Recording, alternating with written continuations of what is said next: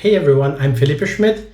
In today's video, I'm going to show to you how we can override some protected script includes so that we are able to extend the functionality of an existing script include without the need of cloning any script include or do anything like this. Means that we only need to extend the functionality, rewrite it in order to make use of it. So I will show you right now. Probably you have already faced this here. This item is read-only based on its protection policy. Means that no matter what you do, here it's not possible to do any kind of changes in here. So this is the first step. So any script include that contains these SNC, you're not able to modify anything because they are protected by ServiceNow. Well, ServiceNow always provides a way so that you can override those script includes. And basically they start with this. So the only difference here is these SNC, which is ServiceNow, but you can always rewrite it. And what do? They simply provide an empty script include that extends the object from the main one. So this is our object itself. That is exactly this script include. As you see, I had already opened. And this here is where all of our functions are written. But let's say you want to modify the can create. Your can create for some reason contains a specific logic that you just need to modify that. So in order to do that, what do you need? First of all, you're going to go to your knowledge base, script include here, that is the out of the box one. And you can simply write down or rewrite your function itself. So let's copy this and let's put here.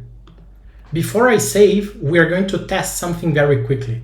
And basically here, what's the most important thing is I have created a background script, and the current background script simply checks if the logged in user can create something in that knowledge base.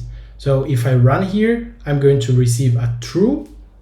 And now the only thing that we are going to do, in our empty one, we are going to return some string as a test. So this is a test only. And we are going to save this. Then we are going to rerun the script, and this is a test only. Means that now the function that you have overwritten in here is going to be taken and picked up instead of the function that is being used in here.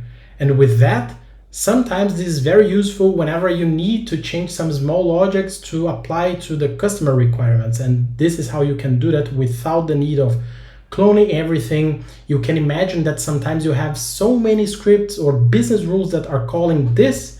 And if you clone a script include, you need to change every occurrence of the old one.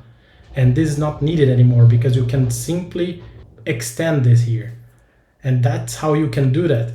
And if you see for any types of SNC ones, you're going to always find an override function. I think I have an idea here right now how we can simply find them. But if you look for override here in the description, you're going to find all the possible script includes that you can always override the functions and everything that comes along out of the box. So all of them are empty exactly for this purpose. So you can use and abuse of this method to apply your customer requirements. That's it. I hope it was helpful.